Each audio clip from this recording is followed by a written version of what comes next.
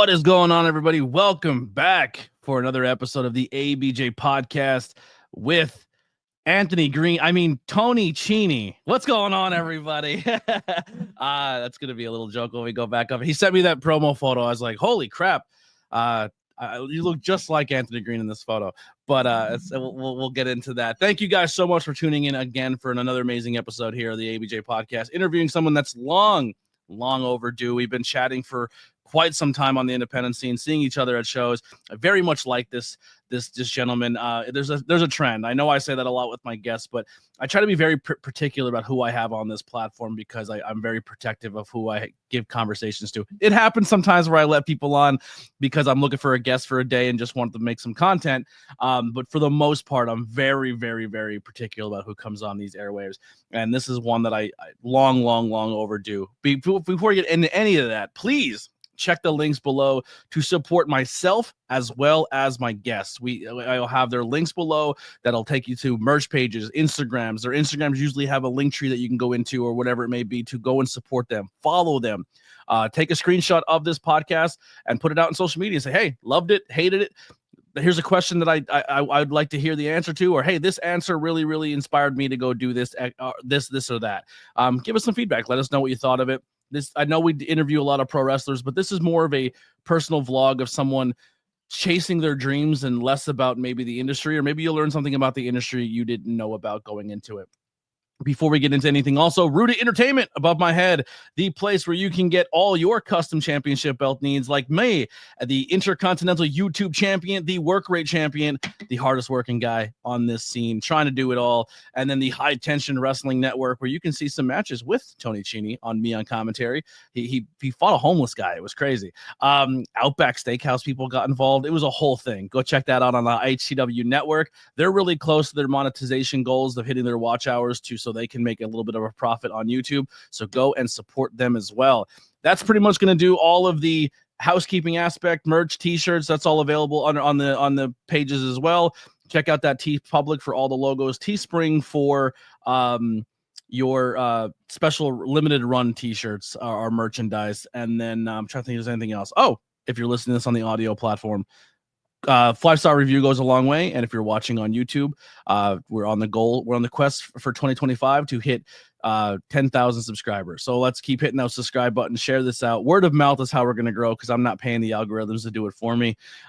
So all right, let's bring in the guest today.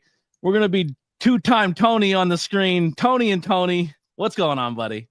What's going on, man? How you doing? Thanks for I'm doing great. I'm very, very excited for this conversation. My first question from a fellow Anthony, Tony, have you always been Tony? Have you ever rocked the Anthony name? Like, where do you lie with this? Well, at my mother's house, I'm always Anthony. But I was Anthony until like 5th grade. My dad was always Tony. So I guess I just decided in 5th grade I wanted to go with Tony, and I don't know, just try it out, and then it just kind of stuck, and it was always that since like 5th grade. Yeah, I just liked it. I always like to tell people it's less letters to spell with, and yeah. You know what my Irish grandfather told me, because I have Irish side and Italian side. My Irish grandfather go, you dumb insert a stereotypical Italian name here, and he would say, you dummies literally just slapped to New York on these people and sent them across the ocean, and they thought it was an actual name. Yeah. That's a good. Growing up, I was called Anthony all through school, and I would raise my hand. I'm like, excuse me, insert teacher. That's my fake name. I don't like that name. I don't use it. And then as I got older, it was like I went by my blast name a lot, and then Tony was here and there. But then if on social media, I would put Anthony. So if people are like, hey, Anthony, I'm like, okay, I like we're not at that level yet. But if you're saying Tony or Blackwell or ABJ, there's different ways of people responding to me based on where they've seen my name, if that makes sense. Yeah. I love it.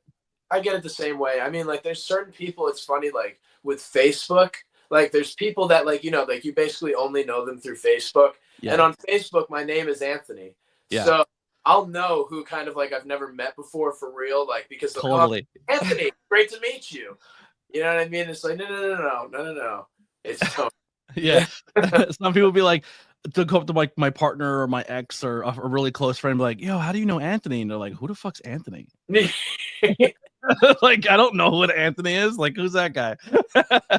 Yeah, awesome. That's a cool thing. I never really had that conversation with another fellow Tony before. So let's get into it. Tell people who you are and what do you do? Well, I'm Tony CHINI. I like to think that I'm a professional wrestler. I loved wrestling since I was 7 years old. So that's 2004.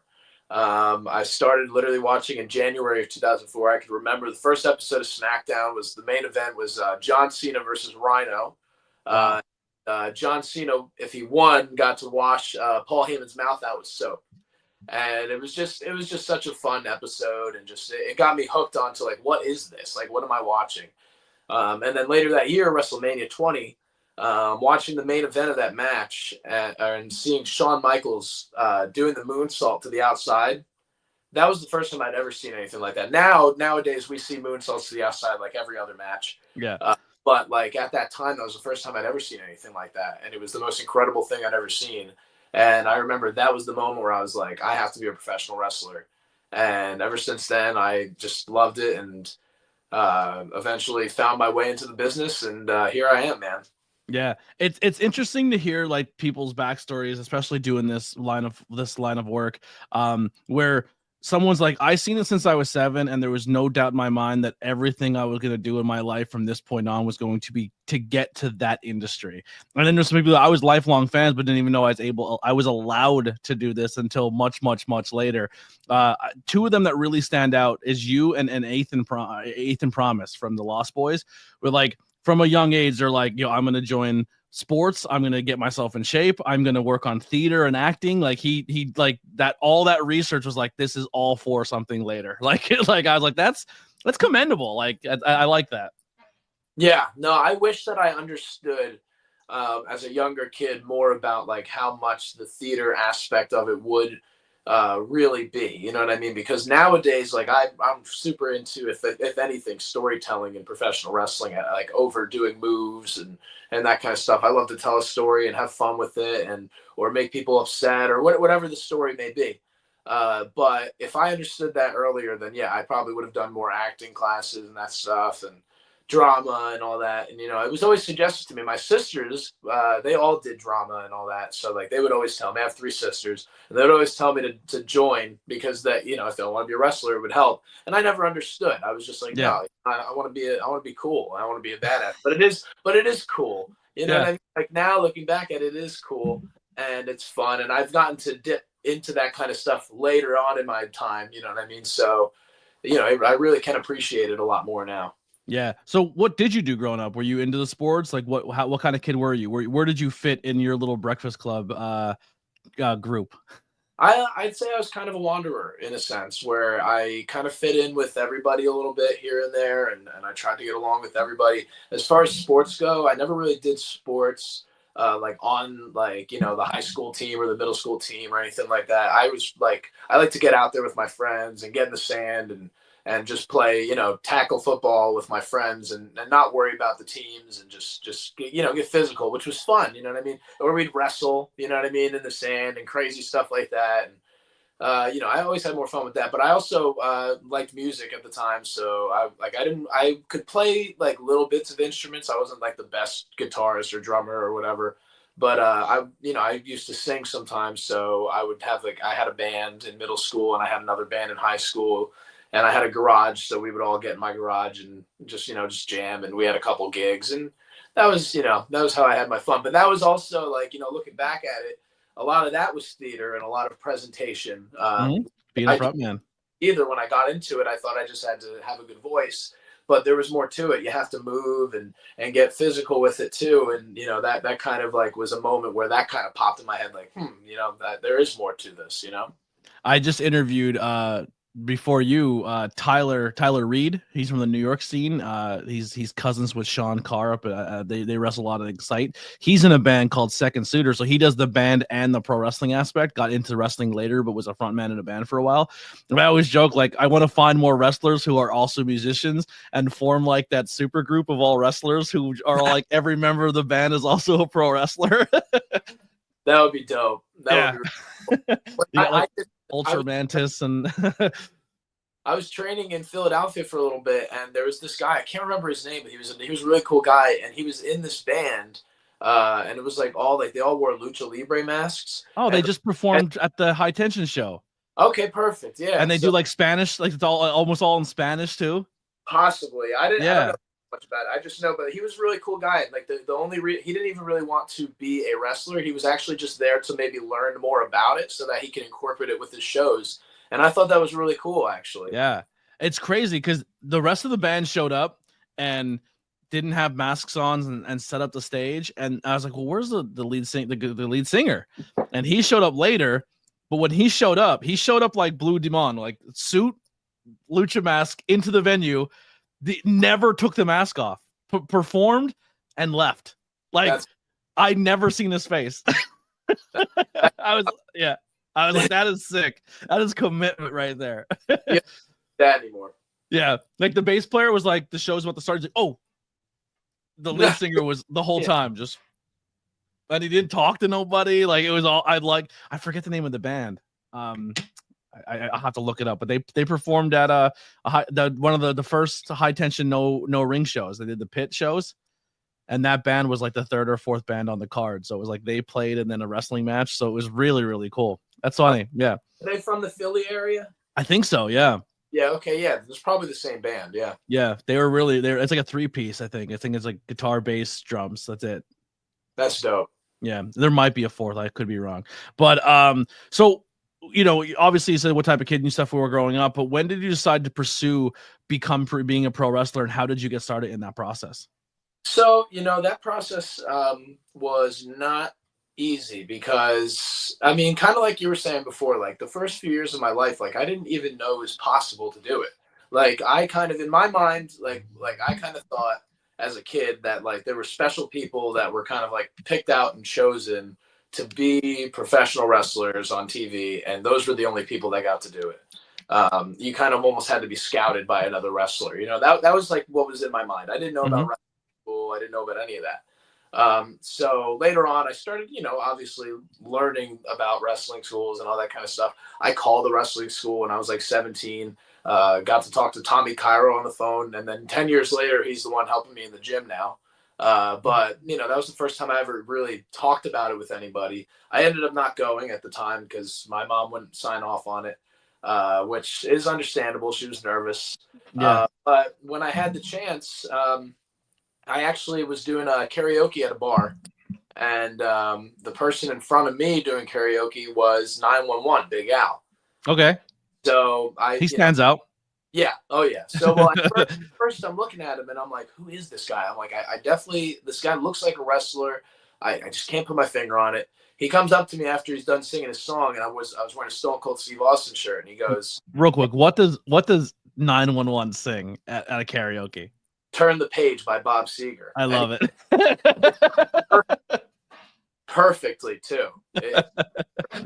So, and that's one of his go-to songs. I've done karaoke with him plenty of times since. That's one of his go-tos. But anyway, so he comes up to me. I'm wearing the Stone Cold Steve Austin shirt. And he goes, hey, I wrestled that guy. And then he just walks off to the bar, and they call me up to do my song. And now I'm terrified. I'm like, who is this guy? All of a sudden, I hear somebody at a table say 911 as I'm walking up to sing my song. I'm like, oh, my God, that's ECW 911. So after my song, I went over, talked to him for a while.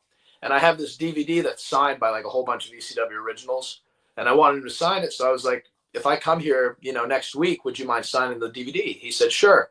So I went a week later and he signed it for me. We talked, for a long time. And then I left. I thought maybe I might never see him again. I started doing karaoke at a different bar that was like close to that one. And ended up being like really close to his house. He was there every week.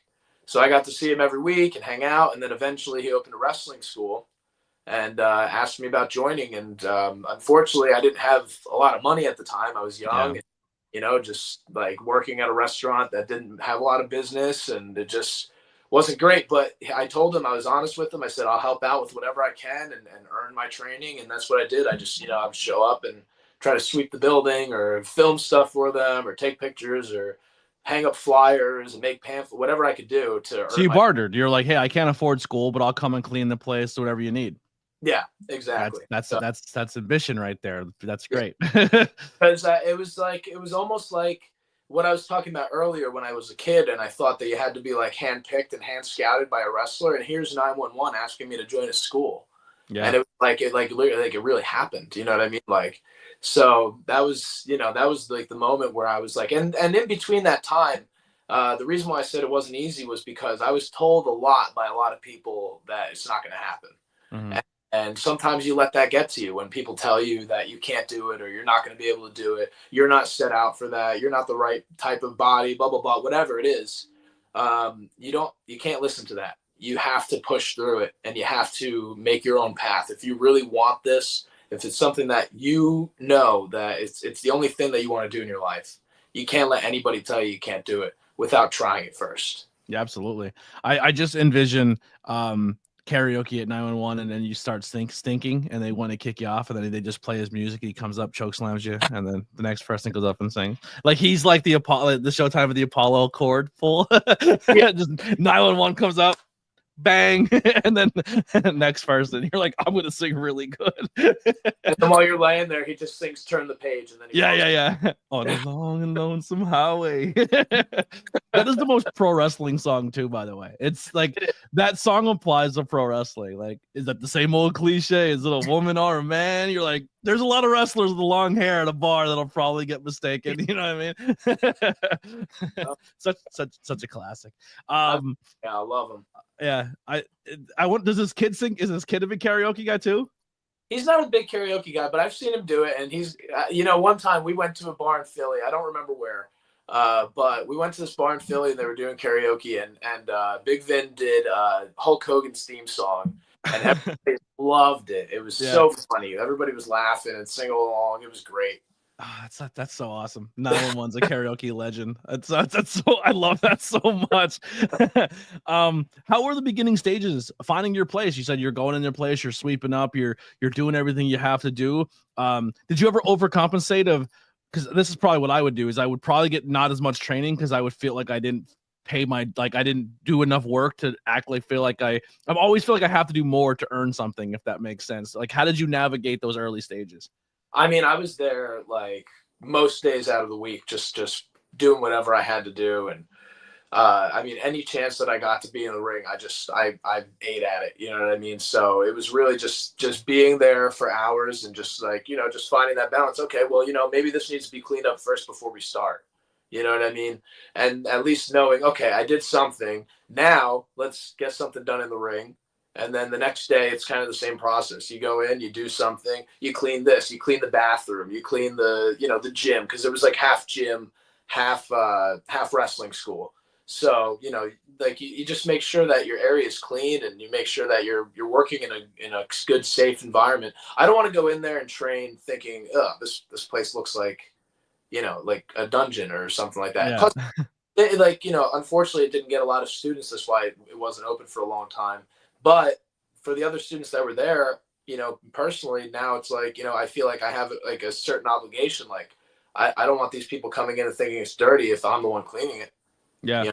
I don't want to be the one to deter clients from coming into the business. You know what I mean? So just make sure your area is clean, and any chance you get in the ring. Yeah. Well, what those also in the beginning stages too, like how was it like adjusting your body to taking the bumps and preparing yourself during those training sessions?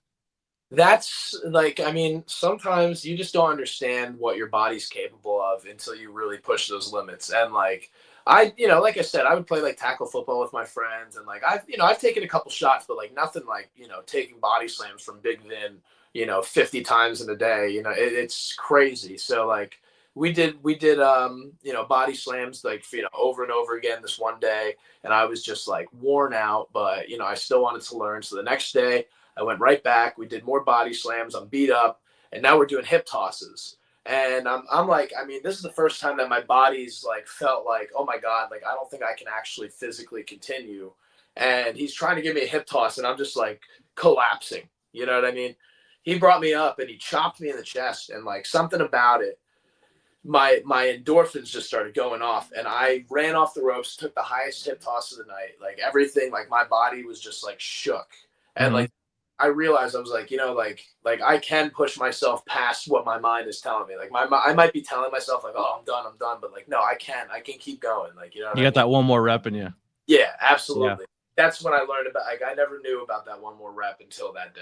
Yeah. A chop from Big Vin will wake you up. A 911 will wake you up for that. You know what I mean? For Yeah. sure. What were some setbacks or adversities you've had to overcome at all in your career?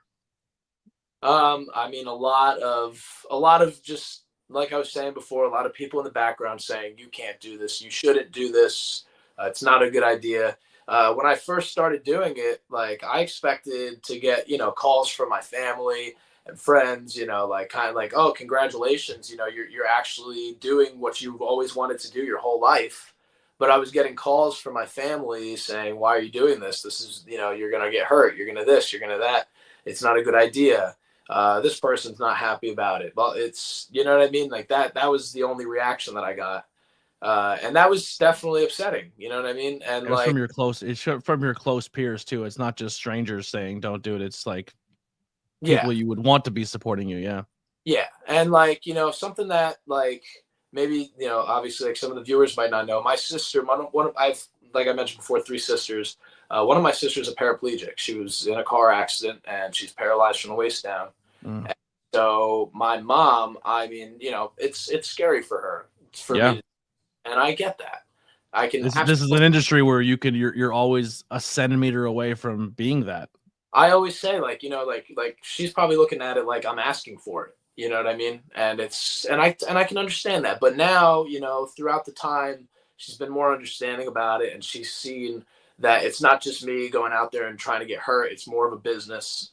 And as long as you treat it as a business and you treat your body as the product and you want to keep your body working, you know what I mean? Like there's more to it than just getting beat up is what she realized. And she's still scared about it. Like, I mean, 2018 was when I started doing shows, and she came to a few shows, and then I told her she doesn't have to come because, she wanted to go and support me, but she wasn't watching my matches. She would walk away when my matches would come up. And I told her like, like respectfully, somebody else is going to buy that ticket that you bought and is going to enjoy the show.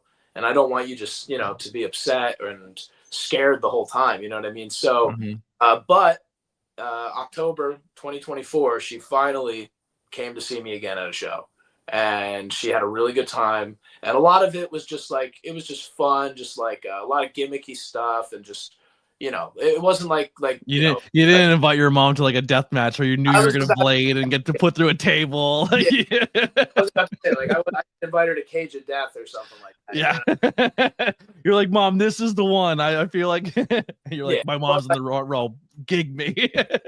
I'd say so. Like one of the biggest adversities is like showing those people like, it's okay. Like, you know what I mean? Like I'm gonna do this the right way, and I've also made a promise to myself to try to make sure that I don't take certain risks to, make sure that I am safe and make sure that I can walk in 20 years, and you know what I mean? But other than that, a big piece of it was honestly like joining GTS. GTS Wrestling, for those of you who don't know, it's very popular YouTube show on YouTube. It has over 1 million subscribers. When I joined the show, they were in a warehouse, and when they lost the warehouse, they went to a backyard. And a lot of people, obviously have a bad taste about backyard wrestling. But the thing is that there's a lot of really good performers that go through GTS, and a lot of really good wrestlers and really good talent. World champs. World champions, yeah. And like the thing is that like people have to look at it as a YouTube show as opposed to a wrestling show. It's produced as a YouTube show with comedy, with drama, with silliness, with whatever it is. I mean, it's a different type of production than a wrestling show. And the people who don't understand that, who looked at me and said, "Oh, well, he's just a backyard grim guy," who don't understand that I like I said, worked hard and did train and went to training every single week and got my ass kicked by Big Vin. You know what I mean? And then I joined GTS. So some of my favorite people I've met in this industry are, I would say, GTS guys. Like, I'm going to be honest, growing up, I never watched it.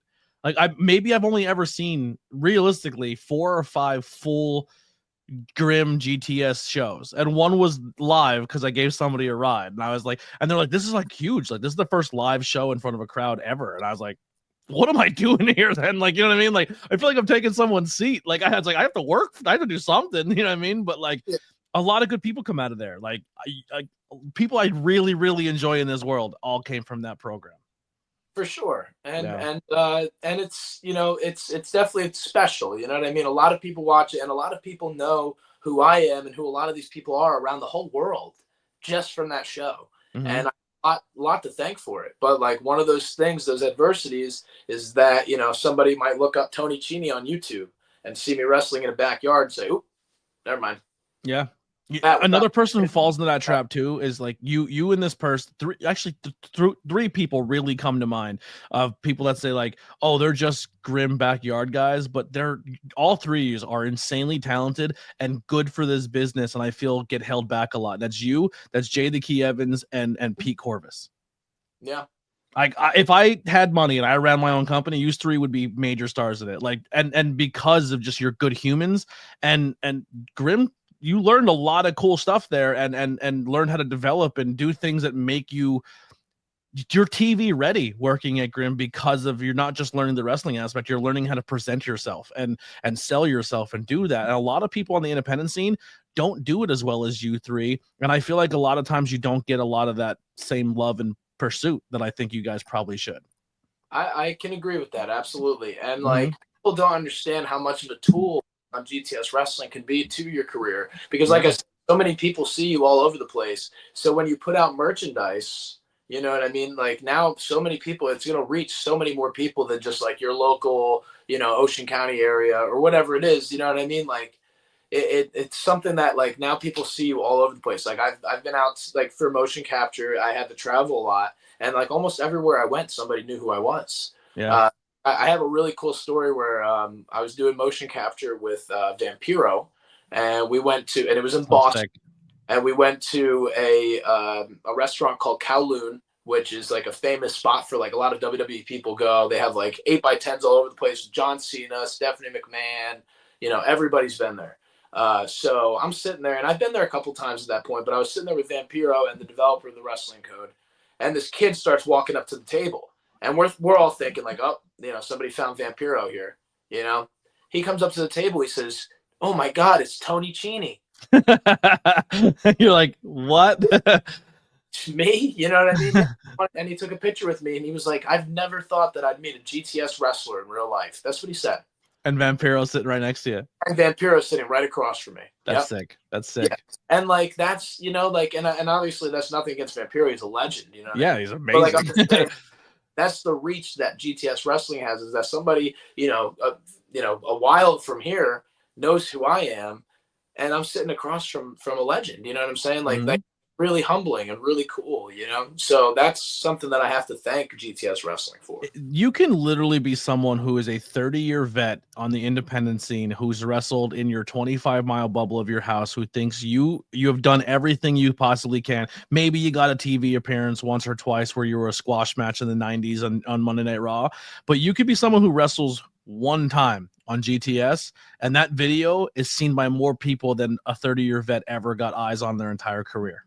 That's just a blatant truth of that people kind of overlook when it comes to GTS wrestling. If you look besides now, but YouTube was not a place where people went for wrestling. Like now it's getting popular with the interviews, and WWE's YouTube channels really taking themselves seriously, and TNA is now pushing more towards YouTube. But for a long time, nobody took YouTube seriously from a wrestling standpoint, and Grim was probably getting more eyes on his product on YouTube than some TV companies were. Yeah, absolutely. That's a fact. You know what I mean? Like Grim has showed us the numbers, like the YouTube numbers in the past, and like yeah, his channel has been above, you know, other like WWE stars channels and that type of stuff. Some of like not like the WWE itself, but like some of their like other channels and stuff. And yeah, he's right in the mix. You know what I mean? In the top 3, top 5, top 10, whatever that is. You know what I mean? Like, I mean, he's all the ways up there, and that's huge. You know what I mean? Yeah. Like you said, like that. So many people get to see that, and it's a huge tool for sure that people I don't think understand how to use that tool. And GTS fans are vocal I've never been on a GTS camera in my life, but I made a clip on when I was at the live GTS show. I made a couple clips when I was there just to put as shorts or something. And I guess people seen me on the camera and then seen that I was making clips and then seen that I do these interviews and would DM me like, when are you going to be on camera when are you going to GTS? When are you going to be part of? I'm like, I'm not an active member. I gave somebody a ride. I'm just a podcaster. They're like, no, you're friends with Pete Corvus. You know, Tony CHINI, you know, Philly Mike. Like, I was like, I'm just a guy who hung out for a show. Like, they're on it. Like, the GTS fan base is wild. Like, they're unbelievable. Yeah, and when you talk about GTS names, like you were talking about earlier, Philly Mike's another one that you want to throw in there for sure. Yeah, great talent. Yeah. He's such a great personality and everything. You know what I mean? He's something. He's Philly Mike. You know what I mean? Like when you see him, he's undoubtedly Philly Mike. Yeah, and he hates me, but I respect him as a person in the industry. Yeah, well, you know, just in general, you know, yeah, sure. Like he knows who his character is, and that's something that's very important. Absolutely, yeah, and Grimm's another place that gave him a lot of confidence to be that person. When have you ever felt like you hit your peak, or what are some like moments that you have that you're really proud of? I mean, I don't feel like I've hit my peak yet. I feel like I'm still going. I feel like I'm, still absorbing and just, hopefully I'll get there eventually. Whatever that peak is, I don't know what that peak is going to be for me, but, it's different for everybody.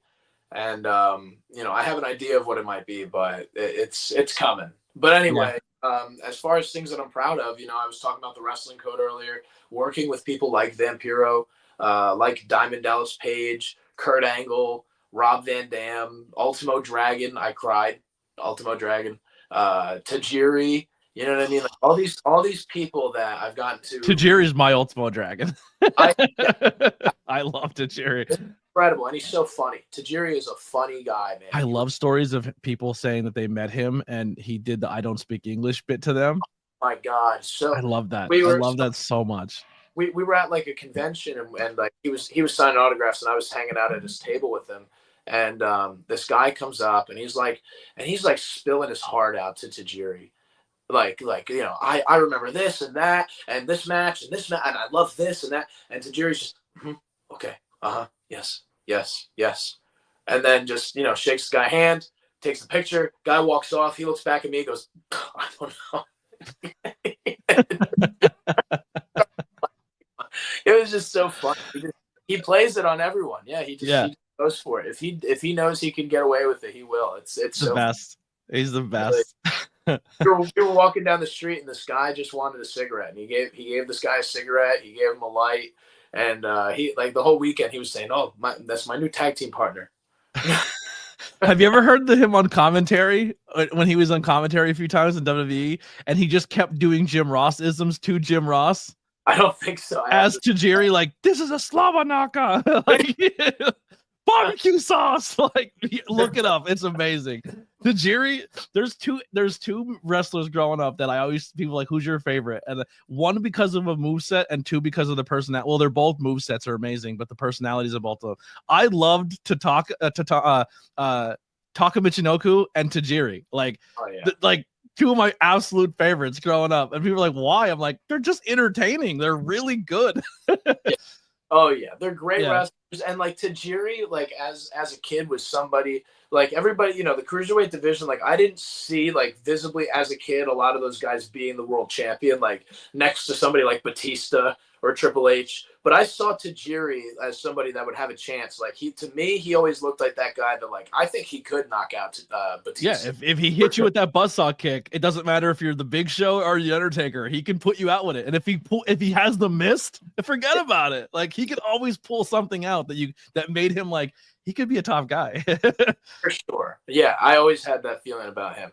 And with Ultimo Dragon, I cried because when I played my first ever wrestling video game ever, I got SmackDown Here Comes the Pain for the PlayStation 2, and the first character I picked was Ultimo Dragon. He's in that game? Yes, he's in that game. And like I did not know that. He had a short stint in the WWE, and it was around that time, so he made it in Here Comes the Pain. And what's it called? So he was like, and I'm just starting to learn about wrestling at this time. So I didn't know every single superstar. So looking at the roster, he just looked the coolest to me. He's this guy, this dragon mask. I'm like, this guy looks awesome. Yep. So I chose him, and I would choose him over and over again. Like, that's kind of how I learned how to play the game. So getting to work with him on a video game, a wrestling video game, years later, that was like such a full circle experience. Like, oh my, this is the first guy I chose ever in a wrestling video game. And here I am creating his moves with him for this wrestling video game. Like, it was just one of those moments. Like, it was so overwhelming. And luckily I started crying afterwards. So he didn't see it, but it was still, it was just like, wow, like, I can't believe this is happening right now. He was a go-to for me, but I'm going to date myself a little older. Mine was WCW versus NWO World Tour. And he was the character I picked because of the baby blue, the gear, and like his moveset was awesome. Like, he's awesome. Such a good, I want to start. I'm starting a little bit of a collection. I'm reliving my childhood. I lost everything in a house fire, so I'm like collecting again. But I want to collect luchador masks, and he's definitely on the list of what I want to collect. Yeah, he gifted one of his masks to the developer when we did the mocap, and it's in a frame in his house right now. It's so cool. Yeah, that's super dope. What kind of talked about there? Do you have any other key moments or accomplishments that you've hit so far in your career that really stand out for you? Just really, just getting as far as I have, in the time that I have is incredible. I've been in the business now for 8 years, and it's not like I'm a contracted wrestler or anything like that, but I've been toe to toe, face to face with so many people that I never thought I'd even get to meet, let alone be in the ring with, and a lot of that has to do with the wrestling code. But also, just being successful on a YouTube show like GTS and being a person that like people know all over the country because of that, and not just in the country but all over the world. That's incredible, and that's a huge accomplishment. But some of the things that I really enjoy doing are using my character and my whatever you want to call it to do something good for a community. So like last year for 420, we went on this 420 cruise. And we were raising money for this thing called Sister Jean's Kitchen. And in Atlantic City, they help feed people, who need it. And so that's what we were doing. We were raising money. And, I was just there, like, showing people wrestling clips and talking to them and whatever. And then I put somebody through a table at, like, the after party. And a whole bunch of people came and gave money, and, like, stuff like that is, like, that's the humbling part about this, is to be able to give back to a community. And last year, I got to go with Jack Martins to a developmental school with kids with special needs and do field day, and we like ran an obstacle course for the kids and stuff, and like that's like I love doing that kind of stuff. It's incredible, being able to give back to somebody and get that reaction and just have them have a good time and have them have fun because of wrestling is huge for me. Yeah, sorry, she's writing something on the board. I as we're talking, I got a phone call that we're back to weekend shift. Oh, that sucks. All right. I got the job, but we're working weekends again. So that's day shift weekends. All right. Sorry, that's not part of your interview. That's okay. It's exciting, but it sucks because now I'm going to miss another opportunity again. But it is what it is. We need money. All right. Sorry about that. One thing I really, really enjoy about you as well is the fact that I was telling other content creators I worked with and stuff about you because they were asking questions and stuff. And I said, my favorite aspect about you is the way you conduct yourself. Like, you're very, very humble. You're very, very low key. You're very like, you're not someone who's like a look at me guy, but you easily could be. I think with your accomplishments and what you've done, you have a wealth of knowledge in you. And a lot of it is because you've been put in situations or have gotten yourself into situations where you've rubbed elbows with a lot of people who have done amazing, amazing things in this industry. And you're someone who's like a sponge. Like, you're a good conversation and you're a good person. You're a good hang, which is really good for any business. And a lot of people have bestowed a lot of information on you. So like, I always tell people, if Tony CHINI's telling you something that's going to probably help you or see something in you, listen to it, because you've met a lot of people and got an opportunity to pick a lot of people's brain. And I think that's super, like, I think that's another value to you that a lot of people don't see, or I don't know. I hope you see it in yourself, but like, that's a cool accomplishment you have. I truly appreciate that, man. I like honestly, really, really, truly appreciate that. Somebody looks at me that way. You know what I mean? Yeah. That's really humbling. And I just, there's no point in going, look at me. You know what I mean? I've done all these cool things. That's great. I have that for me. And that's the thing. Like, I love to be able to take that knowledge and help other people. And if I get to see somebody else thrive from something that I told them, little or small or whatever, then that makes me feel great. You know what I mean? I've gotten to help out a couple people as far as getting started in wrestling. Zach Ruby and Jack Martins are two of like the main people that I've gotten to like kind of train and help out. And it's so gratifying to see them get bookings. Like this weekend, they're wrestling on a show against the FBI. And that's really like to see like, essentially two of my guys wrestling against, Nunzio and the new FBI is just really, really cool. Nunzio's still killing it. So good. He is. Yeah, he's great. And I've another guy that I've learned a lot from and got not just mocap with, but gotten to see him on other shows, work with him at GTS. And he's always just a great guy. He's a wealth of knowledge. Yeah. And keeps himself in great shape. Yeah. A lot of these everyone gravitates to the top guys they see on TV and the people that they're really obsessed with and the people that they're super into.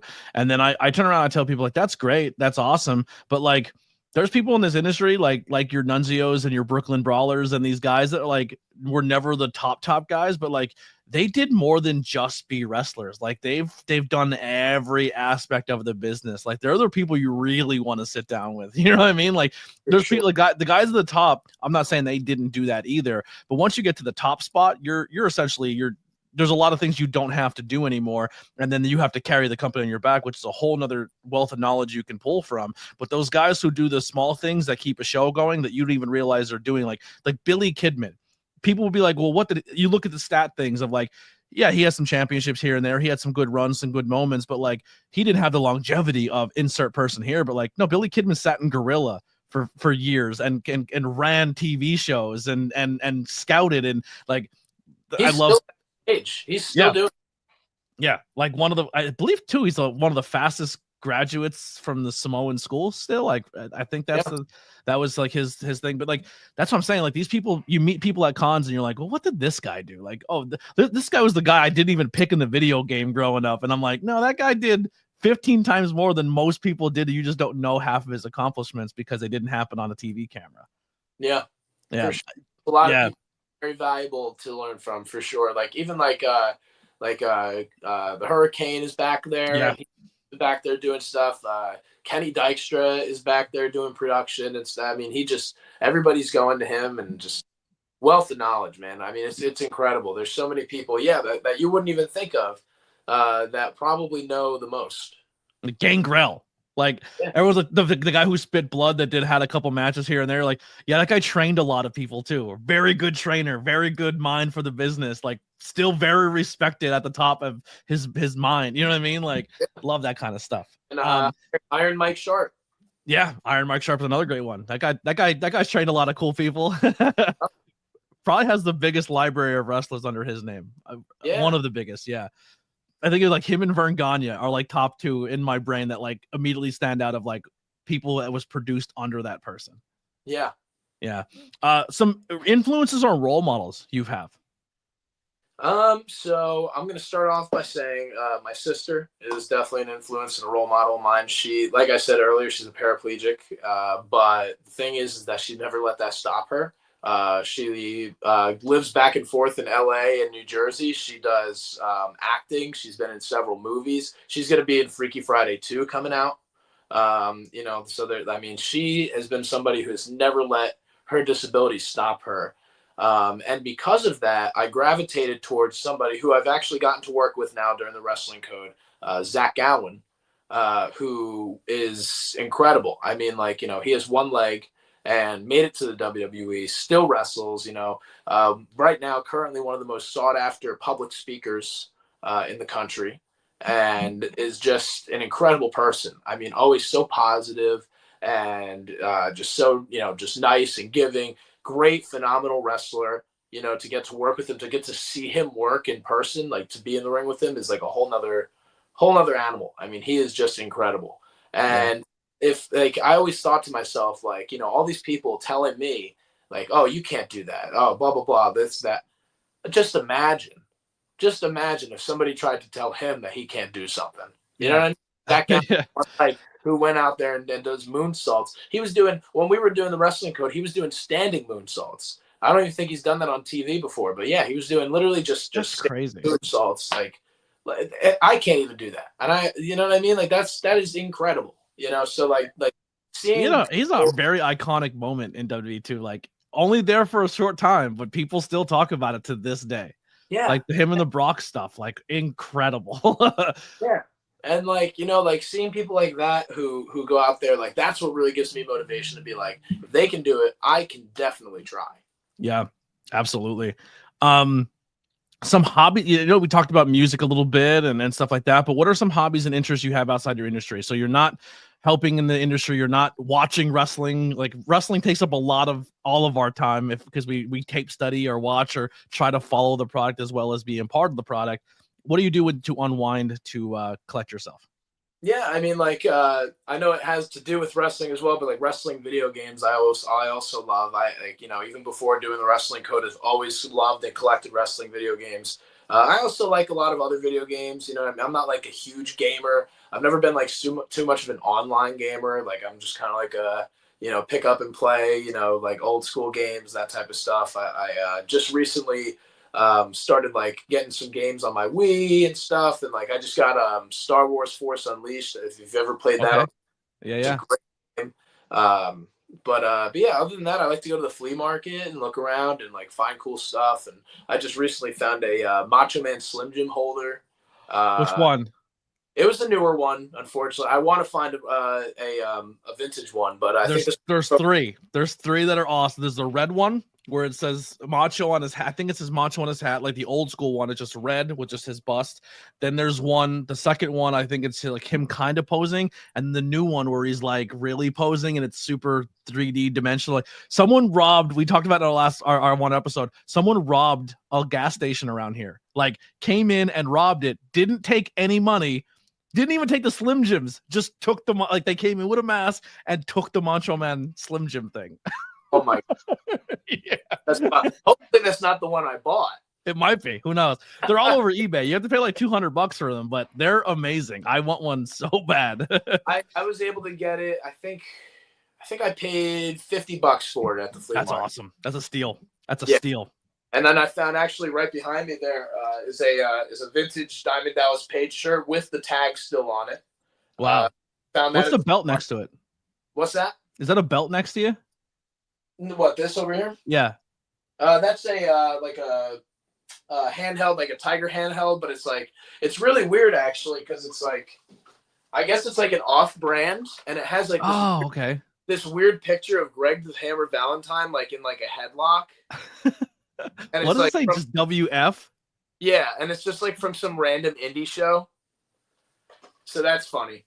That's awesome.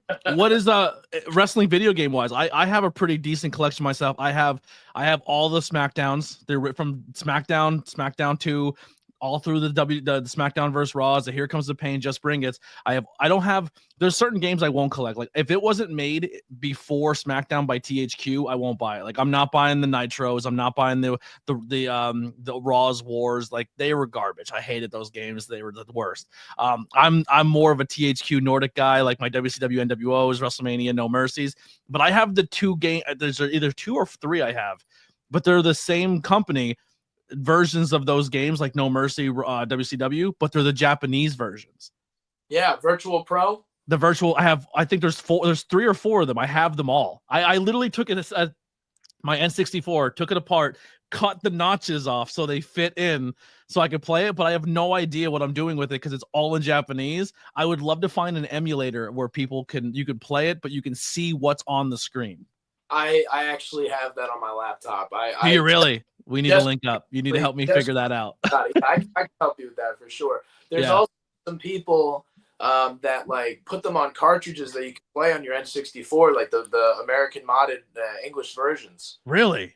Yeah, yeah. I will buy that in a heartbeat. I need that. I'll send you some links for I sure. heard the creation stuff in that game is unbelievable. Like, there's a lot of really cool features in that like people are like, why weren't these in the American? But I can't navigate it because I have no idea what I'm looking at. So I have some Japanese import PlayStation 1 and PlayStation 2 games, and they were hard to navigate at first. But what I did was on my camera on my phone, I put Google Translate. Yeah. And you can like show it to the screen, and it will show you what the options are and what it's saying. So it's a little time consuming, but if you like for each screen, if you put the camera on there and show it, then it will show you what it says. Yeah. What are your let's just go with like a Mount Rushmore. I'll give you a Mount Rushmore of your favorite wrestling video games. Well, definitely SmackDown Here Comes the Pain is number one for me, just for the nostalgia. So many hours in that. A lot of people also say that it's their number one. It's sometimes number two behind No Mercy. No Mercy is not one that I grew up playing. It's one that I started playing a few years ago. But it is a really good game. There's people who mod that too and put the active rosters on. Like, I've seen someone who takes No Mercy and put all of Lucha Underground in it and stuff. I'm like, I need to learn how to download and play that because that'd be sick. There's crazy stuff out there. I just started dabbling in the world of downloading stuff like that, and there's some. I have I found this one. It was like SmackDown 2 Know Your Role, but it was all reskinned to be ECW, and it's like insane. See, Here Comes the Pain was the first game that we went out and bought because I was friends with this family, and there was like 9 of them. There's a big family, and they all were gamers, and they were the first family I met that had the port where you plug in that you could put you could play with all 8 people at one time. That's a whole nother experience when you're playing Here Comes the Pain and every person in the room is playing at the same time, like 8 people. Like, most times you only get the 2, you know what I mean? Yeah. You know what I mean? Like, 4-player PlayStation was not that. We did all 8 on a very consistent basis and had our own storylines. Oh my God. It was fucking awesome. The season mode in Here Comes the Pain has always been my favorite. We were convinced that we were being spied on by WWE because my one friend used to love playing his Kurt Angle, and then me and my friend were both Tonys. He's white, I'm black. We made our own characters of ourselves, and we made ourselves like Kurt Angle's cronies so we can play with him as a trio team.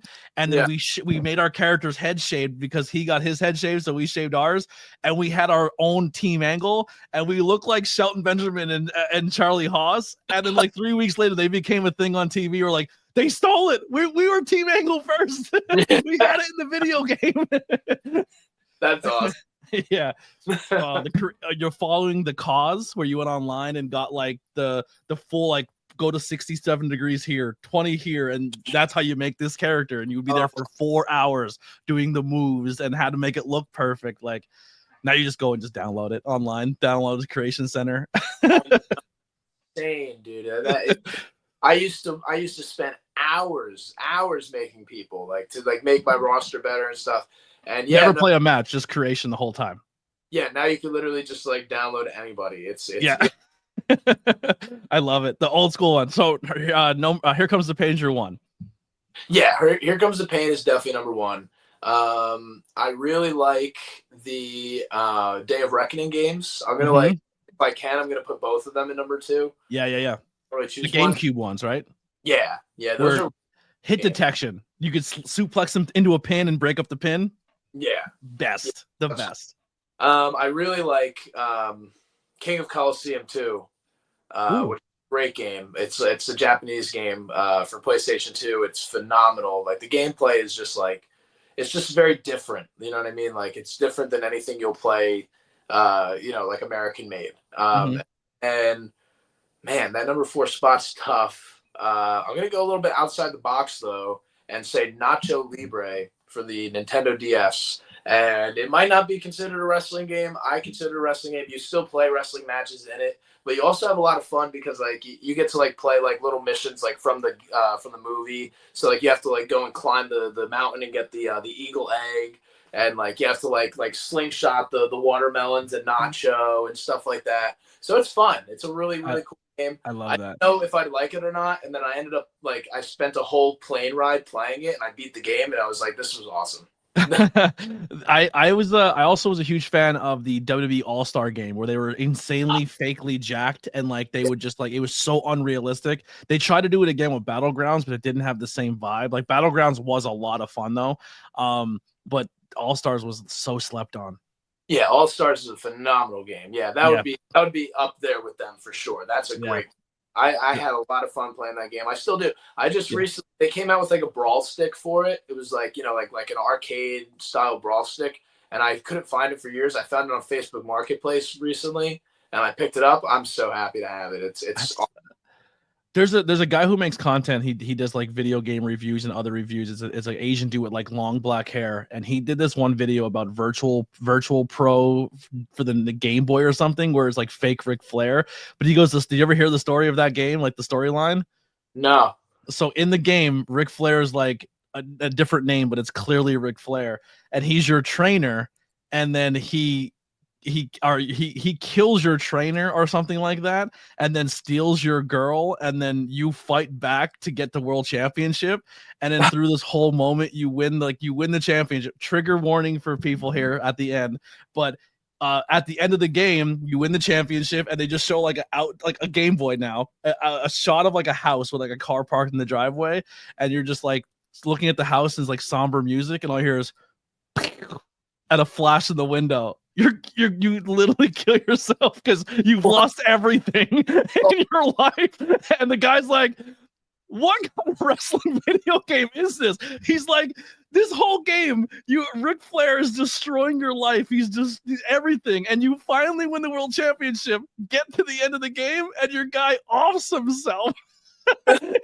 He's like, who made this game and who hurt you?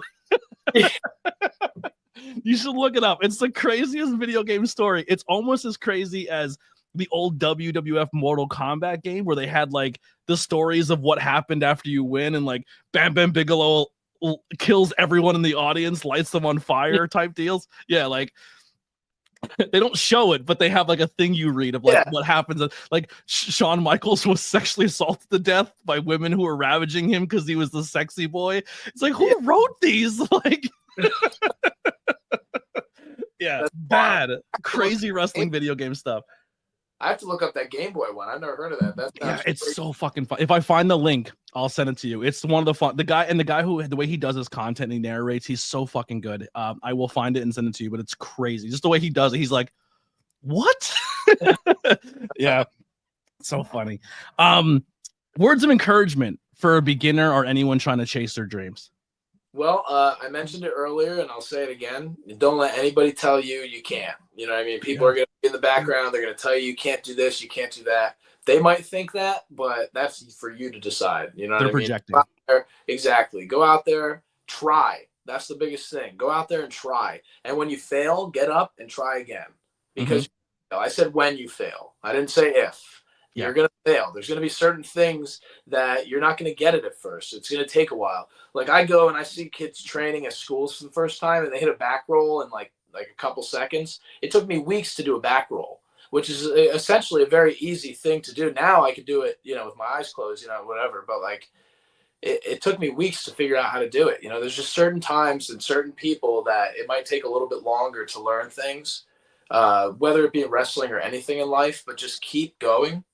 And keep consistent at it. And if you really want it, you're going to get it. Yeah. Every success story is someone standing on the mountain of all of their failures. And they're still not done adding failures underneath their feet. That's just the story of it. You have like no one just comes in and kills it at first. Like even the greats all failed. Michael Jordan did not make his high school basketball team. You know what I mean? Like it's the truth. So I love that. That's great. What are you grateful for? And are you currently happy? Yeah, I mean, I'm grateful for my, life, my health, my fiance. She's amazing, by the way. I love her to death. Shout out to Francesca, Katrina, however you know her. Just huge shout out. She's always been there for me. Doing wrestling is not easy. Dating a wrestler is not easy all the time. You have to go out. You have to sacrifice a lot of hours for work. There's a lot of sacrifice to it. Do you think it's easier dating someone in the business than trying to date someone who's doesn't understand the grind? I think that it would be tough. I think that if God forbid if I had to date somebody who was not in the business and didn't understand the business, it would be very tough, and there would be a lot of.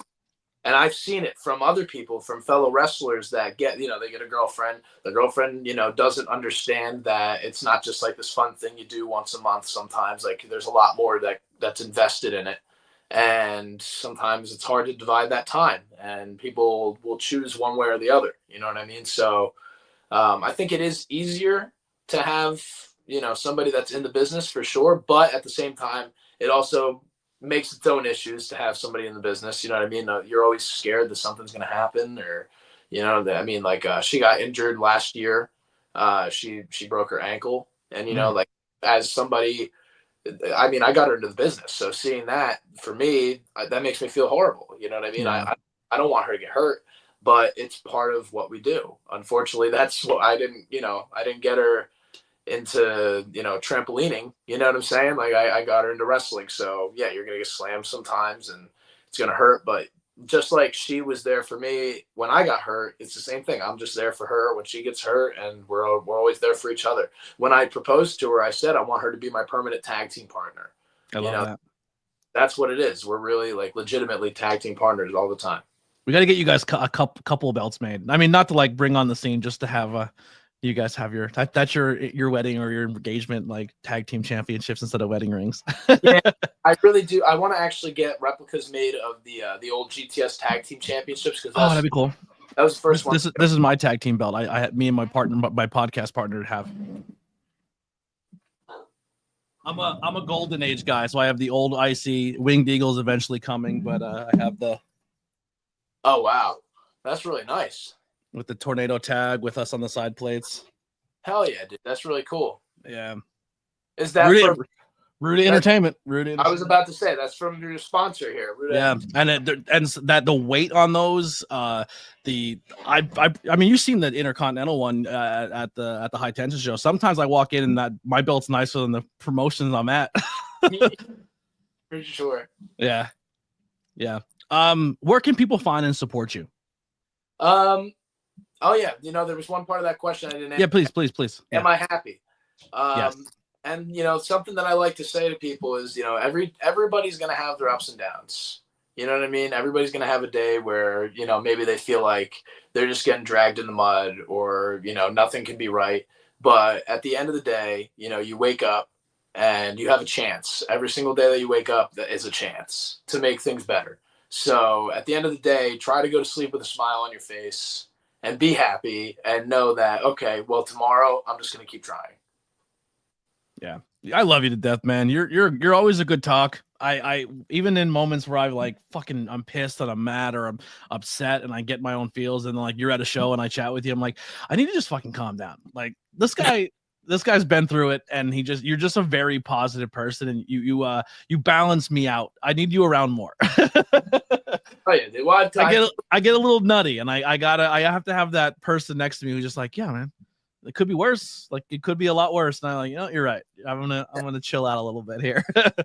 I've told you off camera, and I mean it, dude. You can hit me up anytime, man. I know, and I definitely know that you're someone who's not just saying it to say it, and I truly, truly appreciate that. You're a great fucking human. I'm always rooting for you. You're just a good person. More people need to be booking you and having you a part of their shows.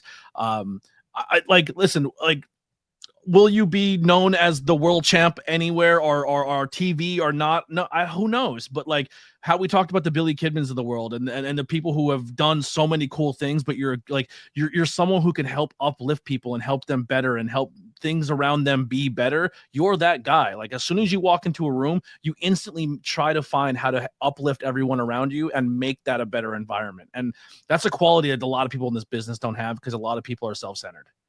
I appreciate that, man. I really appreciate that. That's, I don't ever look to be recognized in that way or anything like that. I just want to do it because it's the right thing to do. Yeah. But I appreciate being recognized for it.